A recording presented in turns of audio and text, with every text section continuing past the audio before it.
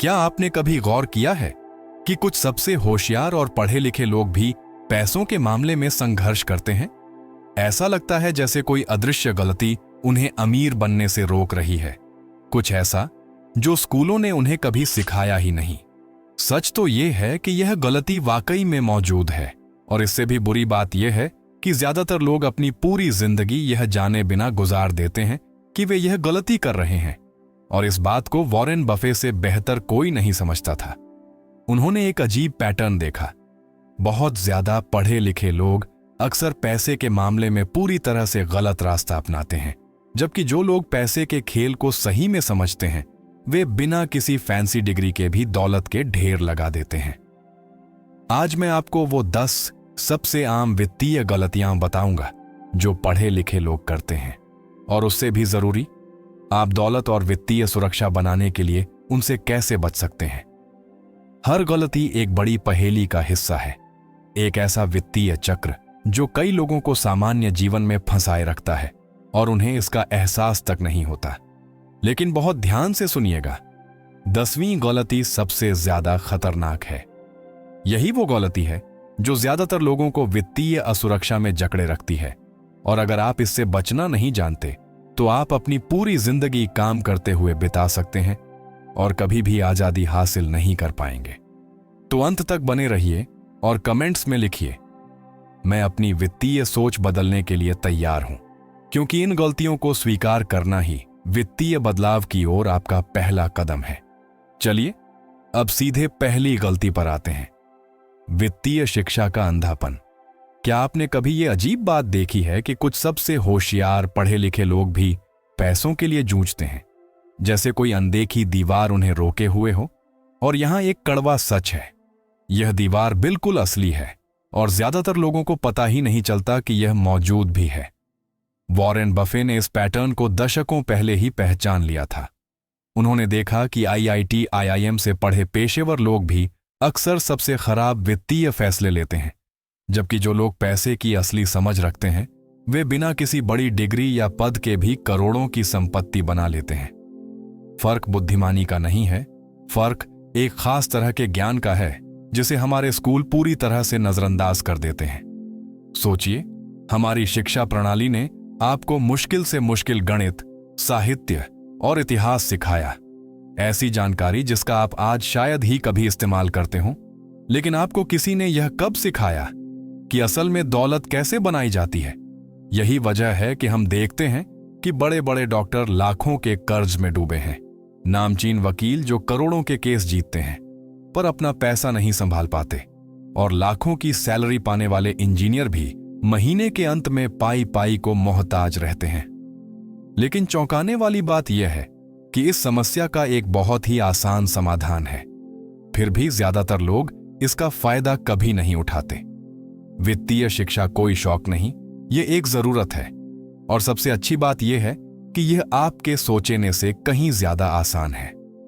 Rich dad poor dad और psychology of money जैसी किताबें वो सब सिखाती हैं जो स्कूलों ने कभी नहीं सिखाया। निवेश के मूल सिद्धांत सीखिए, क्योंकि अगर आपका पैसा बढ़ नहीं रहा है तो महंगाई चुपचाप उसे खा रही है। मैंने ब्रिलियंट पेशेवरों को कुछ ही महीनों में अपनी आर्थिक स्थिति को पूरी तरह बदलते देखा है जब वे इन सिद्धांतों को समझ गए। मेरी एक क्लाइंट जो 3 एडवांस डिग्रियों वाली एक प्रोफेसर थीं, ने सिर्फ 6 महीने में बुनियादी वित्तीय कॉन्सेप्ट्स अपनाकर अपने 3 लाख रुपए के क्रेडिट कार्ड के कर्ज को खत्म कर दिया। वो इसलिए संघर्ष नहीं कर रही थीं कि उनमें अक्ल की कमी थी, बल्कि इसलिए कि किसी ने उन्हें कभी सिखाया ही नहीं कि पैसा असल में काम कैसे करता है। अगर आप वित्तीय शिक्षा को नजरअंदाज करते हैं तो आप उसी चक्र में फंसे रहेंगे, चाहे आपकी दीवार पर कितनी भी डिग्रियां क्यों न लटकी हों। लेकिन वित्तीय ज्ञान की कमी से भी ज्यादा खतरनाक है वो आराम का जाल जो ज्यादातर पढ़े लिखे भारतीयों को 70 साल की उम्र तक काम करने पर मजबूर करता है, और यही हम अपनी दूसरी सबसे बड़ी गलती में देखेंगे। दूसरी गलती, सैलरी पर निर्भरता का जाल। ज्यादातर पढ़े लिखे भारतीय इसी खतरनाक भ्रम में जीते हैं कि एक अच्छी नौकरी और हर महीने आने वाली पक्की सैलरी का मतलब है वित्तीय सुरक्षा। मैं एक बात बिल्कुल साफ कर दूं, अगर आपकी कमाई का एकमात्र जरिया आपकी सैलरी है, तो आप वित्तीय तबाही से सिर्फ एक नौकरी जाने की दूरी पर हैं। पीढ़ियों से यह समझदारी सिखाई जाती रही है कि कमाई के सिर्फ एक स्रोत पर निर्भर रहना खतरनाक है। इतिहास में जितने भी आर्थिक रूप से सुरक्षित लोग हुए हैं, वे हमेशा इस बुनियादी सच को समझते थे। मैंने ऐसा कई बार होते देखा है। एक सॉफ्टवेयर इंजीनियर जो सालाना 25 लाख रुपए कमा रहा था, उसे लगता था कि उसकी नौकरी पक्की है, जब तक कि उसका पूरा डिपार्टमेंट ही आउटसोर्स नहीं हो गया। उसके पास कोई दूसरी इनकम नहीं थी और बैंक में सिर्फ 6 महीने का खर्चा था। मजबूरन उसे अपनी पिछली सैलरी से आधी तनख्वाह पर जो भी पहली नौकरी मिली, वो करनी पड़ी। उसकी डिग्री और अनुभव उसे नहीं बचा सके, क्योंकि उसने इस सुनहरे नियम को तोड़ा था। अमीर लोग वो जानते हैं जो दूसरे नहीं जानते। सच्ची वित्तीय सुरक्षा कमाई के कई स्रोतों से आती है। एक औसत करोड़पति को देखिए, उसके पास कम से कम 7 अलग अलग इनकम सोर्स होते हैं। सिर्फ एक नहीं, 7। वे सिर्फ नौकरी पर निर्भर नहीं रहते। वे ऐसे सिस्टम बनाते हैं जो पैसा पैदा करते हैं, चाहे वे काम कर रहे हों या नहीं। आज से ही आपको अपनी वित्तीय नाव बनानी शुरू करनी होगी। अपने मौजूदा स्किल्स के आधार पर एक छोटा साइड बिजनेस शुरू करें। टीसीएस या रिलायंस जैसी डिविडेंड देने वाली कंपनियों के शेयरों में निवेश करें, या पार्टनर्स के साथ मिलकर एक छोटी किराए की प्रॉपर्टी खरीदें। अगर महीने का 25-30 हजार रुपये भी किसी दूसरे सोर्स से आने लगे, तो यह आपके पूरे वित्तीय समीकरण को बदल देता है। मैं जिन सबसे अमीर लोगों को जानता हूं, वे यह नहीं पूछते कि मैं अपनी नौकरी में और ज्यादा कैसे कमा सकता हूं। वे पूछते हैं, मैं ऐसी इनकम कैसे बना सकता हूं जिसमें मेरा हर समय लगना जरूरी ना हो। आगे बढ़ने से पहले, क्या आपको ये बातें काम की लग रही हैं? अगर हां, तो जल्दी से कमेंट में लिखिए, मैं बहुत कुछ सीख रहा हूं, या बताइए कि आपने इन पहली 2 गलतियों में से कौन सी की है। आपने अपना कमेंट लिख दिया, बहुत बढ़िया। अब चलते हैं हमारी तीसरी गलती पर, जो बताती है कि क्यों इतने सारे पढ़े लिखे भारतीय अमीर दिखते तो हैं, पर असल में कर्ज में डूबे होते हैं। तीसरी गलती, अमीरों की तरह खर्च करना, पर अमीरों की तरह निवेश न करना। दशकों के वित्तीय अनुभव में मैंने एक दिलचस्प पैटर्न देखा है। कई पढ़े लिखे पेशेवर अपना पैसा अमीर दिखने पर खर्च करते हैं, जबकि असल में अमीर लोग संपत्ति बनाने पर ध्यान केंद्रित करते हैं। यह सदियों पुरानी बुद्धिमानी आज के भारत की स्थिति का सटीक वर्णन करती है। हमने एक ऐसी पूरी संस्कृति बना दी है जिसे मैं दिखावे की अमीरी कहता हूं।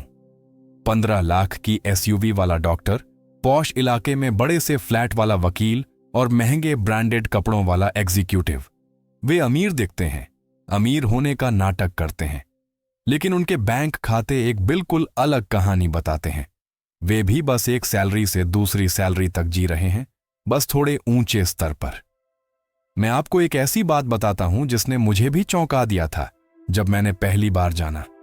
10,000 से ज्यादा करोड़पतियों पर हुए एक अध्ययन में पाया गया कि औसत करोड़पति 4 साल पुरानी गाड़ी चलाता है। कई लोग मिडिल क्लास मोहल्लों में रहते हैं और ज्यादातर अपनी कमाई से बहुत कम खर्च करते हैं। क्यों? क्योंकि वे समझते हैं कि अमीर दिखना और अमीर होना 2 बिल्कुल अलग बातें हैं। असल अमीर एक सरल फॉर्मूले पर चलते हैं। वे अपना पैसा उन एसेट्स पर खर्च करते हैं जो उनकी जेब में और पैसा डालते हैं, न कि उन देनदारियों, लायबिलिटीज पर जो उनकी जेब से पैसा निकालती हैं। उनका निवेश किया हुआ हर रुपया समय के साथ बढ़ता और गुणा होता जाता है, जिससे और भी ज्यादा दौलत बनती है। वहीं दूसरी ओर जो अमीर दिखते हैं, वे उन चीजों पर खर्च करते हैं जिनकी कीमत समय के साथ घटती जाती है और वो चीजें गायब हो जाती हैं। आज से ही करोड़पति वाला फॉर्मूला अपनाना शुरू करें। 10,000 रुपये से ज्यादा की कोई भी चीज खरीदने से पहले खुद से पूछें, क्या यह एक एसेट है जो मुझे आमदनी देगा, या यह एक लायबिलिटी है जो मुझ पर और खर्चा डालेगी। इस फर्क को पहचानना सीखिए और आपके वित्तीय फैसले रातों रात बदल जाएंगे। लेकिन यह हमें एक और बड़ी गलती की ओर ले जाता है, जो यह बताती है कि आपकी महंगी कॉलेज की डिग्री असल में आपको सच्ची दौलत से कैसे दूर रख सकती है। चौथी गलती, वित्तीय सफलता के लिए सिर्फ औपचारिक शिक्षा पर भरोसा करना। ज्यादातर भारतीयों को एक खतरनाक झूठ बेचा गया है कि औपचारिक शिक्षा यानी कि आपकी डिग्री ही वित्तीय सफलता की गारंटी है। हम सालों तक स्कूल कॉलेज में सैद्धांतिक ज्ञान सीखने में बिताते हैं, जबकि पैसे और दौलत बनाने के बारे में हमें शून्य व्यावहारिक शिक्षा मिलती है। सच्ची वित्तीय बुद्धिमानी की शुरुआत और डिग्रियां हासिल करने से नहीं होती, बल्कि व्यावहारिक समझ हासिल करने से होती है, जिसे आप वास्तव में लागू कर सकें। ध्यान दें कि सफलता यह नहीं कहती कि डिग्री हासिल करो, यह कहती है कि पैसे के काम करने के तरीके के बारे में ज्ञान और समझ हासिल करो। आईआईटी, आईआईएम जैसी जगहों से एडवांस डिग्री वाले कई लोग मानते हैं कि कॉलेज के बाद सीखना बंद हो जाता है। वे खुद को बेहतर बनाना जारी नहीं रखते और नतीजतन वे सीमित अवसरों या वित्तीय विकास वाली नौकरियों में फंस जाते हैं। मैंने ऐसे शानदार डॉक्टरों को देखा है जिन्होंने दवा की पढ़ाई में 1 दशक बिता दिया, लेकिन निवेश के बारे में कभी नहीं सीखा। वे अच्छा पैसा कमाते हैं, लेकिन उन्हें यह नहीं पता कि उस पैसे को कैसे बढ़ाया जाए। दूसरी ओर उद्यमी, निवेशक और वे लोग जो औपचारिक शिक्षा से आगे सीखते रहते हैं, वे बिना किसी एक नौकरी पर निर्भर हुए दौलत हासिल करते हैं। वे समझते हैं कि सेल्स, बातचीत, नेतृत्व और व्यापार की समझ जैसे व्यावहारिक कौशल ज्यादातर अकादमिक ज्ञान से कहीं ज्यादा पैसा पैदा करते हैं। यदि आप वित्तीय विकास सुनिश्चित करना चाहते हैं, तो आपको अपनी डिग्री से आगे जाना होगा। बाबुल का सबसे अमीर आदमी और द मिलियनेयर नेक्स्ट डोर जैसी किताबें पढ़ें। उच्च मूल्य वाले कौशल विकसित करें जो वास्तव में पैसा बनाते हैं, और अपने आप को ऐसे लोगों से घेरें जो दौलत को समझते हैं, निवेशक, उद्यमी और वित्तीय गुरु जो आपको वो सिखा सकते हैं जो स्कूलों ने कभी नहीं सिखाया। डिग्रियां शायद दरवाजे खोल सकती हैं, लेकिन आप अपने ज्ञान से क्या करते हैं वही वास्तव में दौलत बनाता है। और दौलत बनाने की बात करें तो हमारी 5वीं गलती बताती है कि नौकरी की सुरक्षा शायद हमारे समय का सबसे बड़ा वित्तीय भ्रम क्यों है। 5वीं गलती, नौकरी की स्थिरता को ही वित्तीय सुरक्षा मान लेना। कई पढ़े लिखे लोग अपनी जिंदगी यह मानते हुए बिता देते हैं कि एक स्थिर नौकरी और नियमित वेतन का मतलब है कि वे आर्थिक रूप से सुरक्षित हैं। लेकिन यहां कड़वा सच है, नौकरियां सुरक्षा का पर्याय नहीं हैं, वे निर्भरता का पर्याय हैं।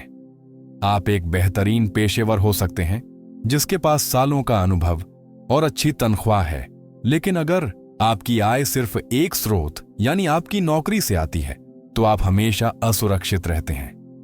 कंपनियां छंटनी करती हैं, बाजार बदलते हैं, टेक्नोलॉजी नौकरियों की जगह ले लेती है, कुछ भी गारंटी नहीं है। 2008 के संकट और हाल ही में कोविड के दौरान हजारों उच्च योग्य पेशेवरों ने रातों रात अपनी नौकरियां खो दी। कई लोगों के पास अच्छी तनख्वाह थी, लेकिन आय का कोई दूसरा स्रोत नहीं था। नतीजा, कोई आमदनी नहीं, कोई प्लान भी नहीं, और कुछ मामलों में तो खुद को फिर से खड़ा करने का समय भी नहीं था। वहीं दूसरी ओर जिनके पास आय के वैकल्पिक स्रोत थे, वे बिना किसी हताशा के स्थिर बने रहे। अगर आप वास्तविक वित्तीय सुरक्षा चाहते हैं, तो आपको वित्तीय स्वतंत्रता का निर्माण करना होगा। संपत्ति में निवेश करके, साइड बिजनेस बनाकर या पैसिव इनकम विकसित करके आय के कई स्रोत बनाएं। 6 से 12 महीने के खर्चों के बराबर एक इमरजेंसी फंड बनाएं, ताकि आप अपनी सैलरी पर निर्भर न रहें। और अगर कुछ हो जाए तो क्या? इसीलिए मूल्यवान कौशल में निवेश करें। आपके पास जितने ज्यादा कौशल होंगे, आप एक नौकरी पर उतने ही कम निर्भर रहेंगे। अगर आपका एकमात्र वित्तीय प्लान मेरी नौकरी पर निर्भर रहना है, तो आप अपनी पूरी स्थिरता को एक ऐसी चीज पर दांव पर लगा रहे हैं जिसे आप नियंत्रित नहीं करते। लेकिन अगर आप आज से अपनी आय में विविधता लाना शुरू करते हैं, तो आप किसी भी अप्रत्याशित परिस्थिति के लिए सुरक्षा सुनिश्चित करते हैं। और सुरक्षा की बात करें तो हमारी 6ठी गलती शायद यही कारण है कि कई पढ़े लिखे लोग बिना एहसास किए कर्ज में डूब जाते हैं। 6ठी गलती, दौलत बनाने के बजाय कर्ज जमा करना। कई पढ़े लिखे लोग मानते हैं कि कर्ज लेना यानी ईएमआई पर चीजें लेना जीवन का एक सामान्य हिस्सा है। वे गाड़ी, घर, बच्चों की पढ़ाई और यहां तक कि अपनी जीवन शैली को भी लोन पर फाइनेंस करते हैं, यह महसूस किए बिना कि वे खुद को भुगतानों के एक अंतहीन चक्र में फंसा रहे हैं। समस्या यह है कि जब आप कर्ज में जीते हैं तो आप हमेशा बैंकों के लिए काम कर रहे होते हैं, अपने लिए कभी नहीं। यह विचार कि कर्ज जरूरी है शायद सबसे बड़े वित्तीय मिथकों में से एक है। जहां अमीर लोग पैसे से पैसा बनाते हैं, वहीं ज्यादातर लोग अपनी सैलरी का बड़ा हिस्सा ब्याज और फाइनेंसिंग चुकाने में लगा देते हैं। जब आप कोई चीज ईएमआई पर खरीदते हैं तो आप उसके मालिक नहीं होते, बैंक होता है। आपके पास तो सिर्फ वो बचता है जो ब्याज चुकाने के बाद रह जाए। एक व्यक्ति जो 25 लाख रुपए की कार 5 साल के लिए फाइनेंस कराता है, वह कुल मिलाकर लगभग 35 लाख रुपए चुकाता है। अगर उसने वही पैसा एसआईपी के जरिए कहीं निवेश किया होता तो उसी अवधि में उसके पास 50 लाख रुपए से भी ज्यादा हो सकते थे। आपकी राय में हमारे समाज में यह दिखावे के लिए कर्ज लेने की आदत कितनी गहरी है? नीचे कमेंट्स में जरूर बताएं। समस्या कम कमाना नहीं है, समस्या पैसे का गलत इस्तेमाल करना है। जहां पढ़े लिखे लोग कर्ज के जाल में फंस जाते हैं, वहीं आर्थिक रूप से समझदार लोग ठीक इसका उल्टा करते हैं। वे पैसे का इस्तेमाल संपत्ति, एसेट्स खरीदने के लिए करते हैं, देनदारियां, लायबिलिटीज नहीं। वे आय के स्रोत बनाते हैं ताकि पैसा उनके लिए काम करे, और वे अनावश्यक ब्याज भुगतानों से बचते हैं, उस पैसे को निवेश करते हैं। अगर आप इस कर्ज के चक्र को तोड़ना चाहते हैं तो 3 सरल कदम उठाएं। बुरे कर्जों से बचें, जैसे कार लोन, क्रेडिट कार्ड या किश्तों पर खरीदारी। जो कर्ज पहले से हैं उन्हें चुकाने को प्राथमिकता दें, और बचे हुए पैसे से दौलत बनाएं। सब कुछ खर्च करने के बजाय उसका एक हिस्सा निवेश और संपत्ति निर्माण में लगाएं। अगर आप ब्याज पर पैसा खर्च करना बंद कर दें और उसे निवेश करने के लिए इस्तेमाल करना शुरू कर दें, तो आपका वित्तीय भविष्य पूरी तरह से बदल सकता है। और पैसे के गलत जगह जाने की बात करें तो हमारी 7वीं गलती शायद यही कारण है कि क्यों इतने अच्छे वेतन वाले पेशेवर भी गरीब बने रहते हैं। 7वीं गलती, टैक्स कैसे काम करता है यह न समझना। कई पढ़े लिखे लोग पैसा कमाने के लिए बहुत मेहनत करते हैं, लेकिन उन्हें यह एहसास नहीं होता कि उनकी कमाई का एक बड़ा हिस्सा सीधे सरकार के पास टैक्स के रूप में चला जाता है। समस्या यह है कि अमीर एक अलग ही खेल खेलते हैं। वे जानते हैं कि कानूनी रूप से कम टैक्स कैसे चुकाया जाए, जबकि उच्च योग्य कर्मचारी अपनी सैलरी का 30% तक टैक्स में चुका देते हैं। करोड़पति इस बोझ को कम करने और अपने निवेश को बढ़ाने के लिए स्मार्ट रणनीतियों का उपयोग करते हैं। अगर आप सिर्फ एक कर्मचारी के रूप में पैसा कमाते हैं तो आपकी सैलरी पर सबसे ज्यादा दर से टैक्स लगता है। एक पेशेवर जो सैलरीड एम्प्लॉई के तौर पर सालाना 20 लाख रुपए कमाता है, वह लगभग 30% टैक्स चुकाता है। वहीं एक निवेशक जो डिविडेंड या कैपिटल गेन के जरिए उतनी ही राशि कमाता है, वह बहुत कम टैक्स देता है। अंत में निवेशक समान राशि कमाने के बावजूद ज्यादा पैसा अपने पास रखता है। अमीर लोग अपनी कंपनियों और व्यवसायों का उपयोग करके टैक्स लाभों तक पहुंचते हैं। पीपीएफ, एनपीएस और ईएलएसएस जैसे टैक्स बचाने वाले निवेशों का उपयोग करते हैं, और टैक्स को कम करने के लिए कानूनी कटौतियों और पुनर्निवेश रणनीतियों का इस्तेमाल करते हैं। अगर आप कानूनी और समझदारी से कम टैक्स चुकाना चाहते हैं तो 3 बुनियादी कदम उठाएं। टैक्स कैसे काम करता है यह जानें। टैक्स कटौती और कर मुक्त निवेशों के बारे में पढ़ें। कुशलता से निवेश करें, टैक्स लाभ वाले रिटायरमेंट खातों का उपयोग करें, और अपना खुद का व्यवसाय करने पर विचार करें। एक छोटा व्यवसाय भी आपको टैक्स लाभ दे सकता है, जो आपके टैक्स के बोझ को कम करता है और आपकी संपत्ति को बढ़ाता है। अगर आप टैक्स को नजरअंदाज करते हैं तो आप बहुत सारा पैसा टेबल पर छोड़ रहे हैं, लेकिन अगर आप खेल के नियमों का अपने लाभ के लिए उपयोग करना सीखते हैं तो आप बिना ज्यादा कमाए भी अपनी दौलत बढ़ा सकते हैं। और टेबल पर पैसा छोड़ने की बात करें तो हमारी 8वीं गलती शायद आपको ठोस संपत्ति बनाने से रोक रही है। 8वीं गलती, पैसिव इनकम के स्रोत न बनाना। ज्यादातर पढ़े लिखे लोग पैसे के लिए समय का व्यापार करते हैं। वे मानते हैं कि ज्यादा कमाने के लिए उन्हें ज्यादा घंटे काम करने या सैलरी में बढ़ोतरी की जरूरत है। समस्या यह है कि समय सीमित है, और अगर आप सोते समय पैसा नहीं कमाते हैं तो आप हमेशा काम से बंधे रहेंगे। असल अमीर इसके ठीक विपरीत करते हैं। वे पैसिव इनकम के स्रोत बनाते हैं, जहां लगातार मेहनत के बिना भी पैसा आता रहता है। अगर आपकी आय का एकमात्र स्रोत आपके काम से आता है, तो आप जीवित रहने के लिए हमेशा उस पर निर्भर रहेंगे। एक इंजीनियर सालाना 25 लाख रुपए कमाता है, लेकिन उसे तभी मिलता है जब वह काम कर रहा हो। अगर उसकी नौकरी चली जाती है, तो उसकी आय तुरंत गायब हो जाती है। वहीं एक ठोस पोर्टफोलियो वाला निवेशक हर महीने डिविडेंड और किराए प्राप्त करता है, बिना काम किए। अमीर समझते हैं कि बेकार पड़ा पैसा समय के साथ अपनी कीमत खो देता है, इसलिए वे पैसे को अपने लिए काम पर लगाते हैं। अगर आप वास्तविक दौलत बनाना चाहते हैं, तो आपको पैसिव इनकम के स्रोत बनाने होंगे। यहां शुरू करने के 3 तरीके हैं। ऐसी संपत्तियों में निवेश करें जो पैसा पैदा करती हैं। डिविडेंड देने वाले शेयर जैसे TCS, HUL, किराए की संपत्ति और म्यूचुअल फंड्स बेहतरीन विकल्प हैं। डिजिटल उत्पाद या ऑनलाइन व्यवसाय बनाएं और निवेश को स्वचालित करें।